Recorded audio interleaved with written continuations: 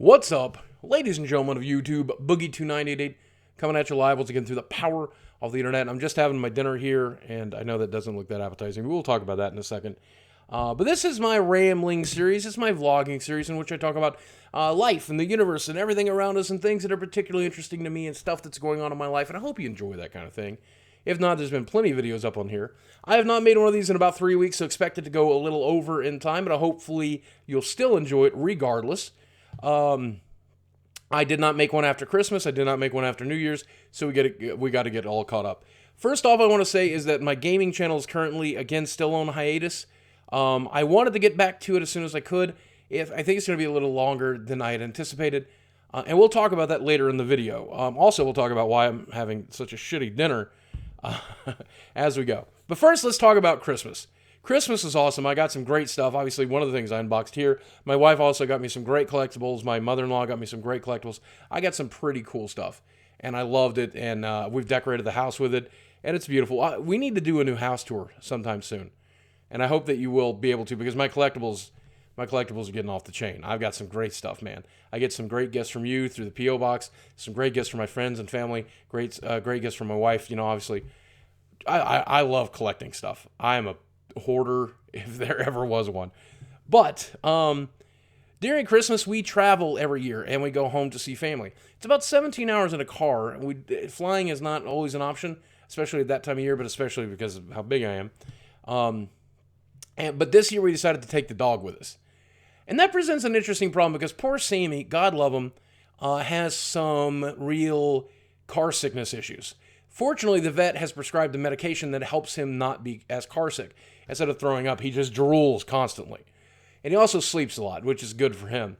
On the way up, he was pretty miserable, but we got to Grandma and Grandpa's house, and he got to have the best time. He met another dog. He got to run around outside. He wasn't always happy because he's a male dog, so he has a little trouble with urinating indoors to mark his territory. So whenever he did that, we'd have to put his diaper on him, taking it off only when we were able to watch him very closely and carefully. And boy, he hates having the thing. He hates having a collar on or a harness on or a diaper or anything. He just is miserable. Just miserable. Hates it more than anything. He'll just lay there and like passively aggressively stare at you like you're an asshole. But sometimes it's necessary. Traveling him, by the way, just to be on the record, when he traveled, he was in his kennel, locked in, nice and safe. So anything that happened to him, he would be as okay as he could be in the car. But he had a lot of fun up there in the north. On the way back, interesting experience because we nearly freaking died. It's a 17-hour drive. Took us about 26 hours. First, because we hit that winter storm, which destroyed everything. It was so bad. Wisconsin, as we were driving through Wisconsin, there was like gas stations on fire and cars and ditches, and we even had to get off the highway for a while, and we traveled like 25 miles in an hour and a half on this little side road, just freezing rain coming down on top of snow. At one point, Sammy had to get out to use the restroom, and it was the most miserable experience for him because he had to walk a ways to get to a dune, a snow dune, because he wanted to go against something. And as he's standing there, he's got those giant eyes, those giant crossed eyes, or I guess wall eyes, and he kept getting hit in the face with freezing rain. He's like blinking, and he's trying to urinate, and every time a piece of ice hits him in the face, he's like, ah, ah, ah, ah. But eventually, we got south of the snow after hours and hours and hours, got a hotel not too far from St. Louis, I think, and went to sleep. Woke up the next day, hit Missouri, and then found the flooding. The flooding made it almost impossible to get home. We had to drive through 90 minutes of detours south of St. Louis, all the way over to Springfield, Missouri, to get back to northwest Arkansas. Because the roads were flooded. The roads were flooded. What a nightmare. It was so bad. It was so bad. Sammy was miserable, and he's like, Dad, I'm having the worst. This is the worst. And I'm like, yep, no, I know. He was so traumatized that for the next 3 days, he would not sleep in his kennel or even go in it because he thought kennel equals I have to be in a car again. I'm never getting in a kennel again. He's now over that. Other than that, getting home was all right. New Year's is all right. Which leads me to this. New year, new me. I always find this so funny. New Year's resolutions are silly. But I decided to make a change that happened to coincide with the new year this year. It's not a resolution or anything. For those of you who've been following me for a while and watching me try to lose weight over the last 4 years and watching me balloon up and down and up and down and up and down and up and down and up and down, you have heard this story a dozen times, so you can just skip right to the end of the video. But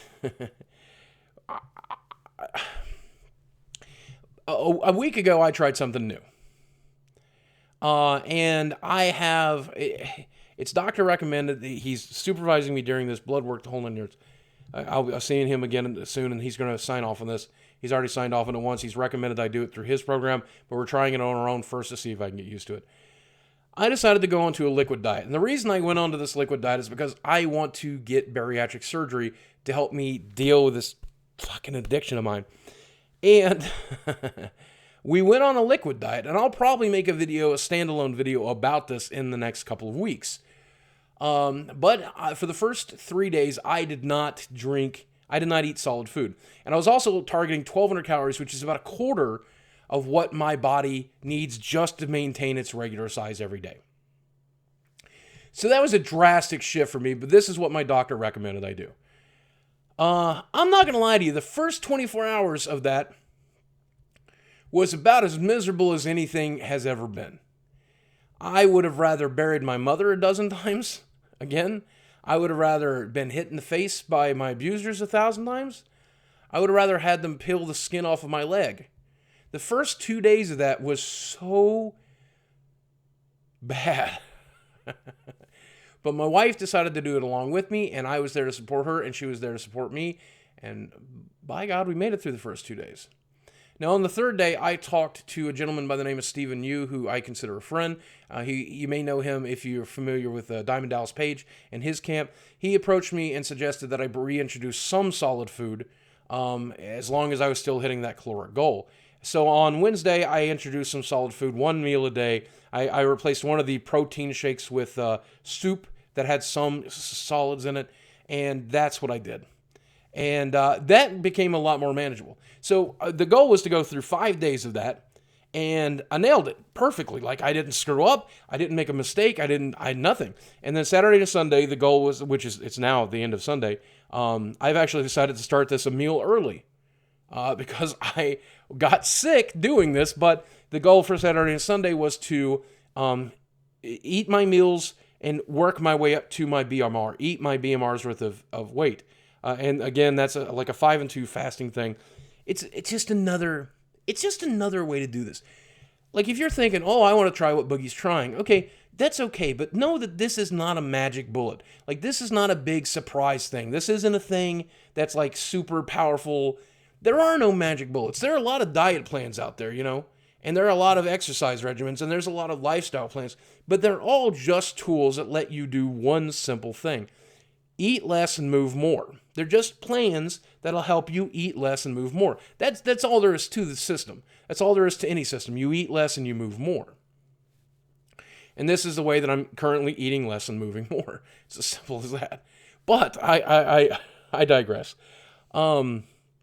It's 5 days of this liquid stuff and then 2 days of eating some solid foods.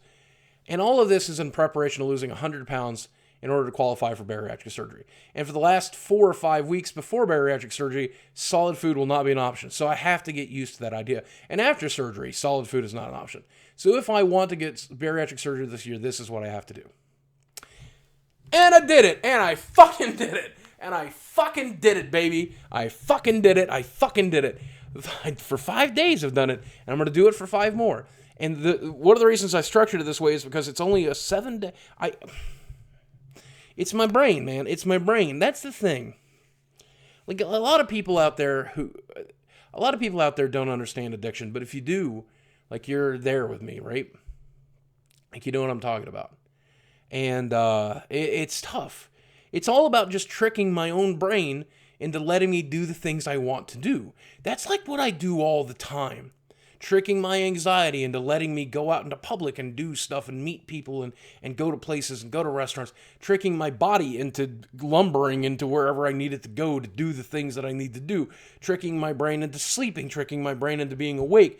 And trying not to use too damaging of a thing to do it. Fortunately, I never got addicted to crack. I never got addicted to alcohol. I did get addicted to food, and look what that did. But, they're all just tools. And right now, for the first time in my life, I'm feeling very confident. But then again, if you see me over the last 4 years, you'll know that I've said that before. So be hesitant in your support of me. Wonder if I'm going to get this right, because I wonder too. But I'm hopeful. I'm not just hopeful, I'm actually very confident right now. Ask me again in a week. Ask me again in 2. Ask me again in a month. Hopefully ask me again in a year. We'll see. We'll see. But that said, I hope if you made a New Year's resolution, I hope that it's going well. Remember, resolutions are just one simple thing. You're not making resolutions, you're making lifestyle changes. And hopefully you'll make one of those lifestyle changes that are good for you, good for your family, good for the people around you. Those are the real reasons we do these kinds of things. Often say you have to do it for yourself. And I think that's true. You have to do it for yourself. But for me, I'm doing it for myself because I know how good it will make me feel when I do it for you, when I do it for my wife, when I do it for my family.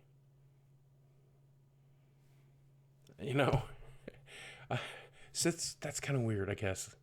I don't know. What can I say? What can I say? I'm crazy. And I don't mind showing it to you every once in a while. So guys, I love you very much. Thank you for watching all of these videos, watching this video in particular. If you like it, drop that like and drop that comment. If you have ever dieted, or you needed to go on a diet, or you'd like to do a diet, or you just want to spell the word die with a T on the end, use that in the comment section below, and I'll know you made it all the way to the end of this self-indulgent, I don't have a timer on this one, so probably 11-minute video, I'm guessing? Guys, thanks for watching. I'll speak with you again soon.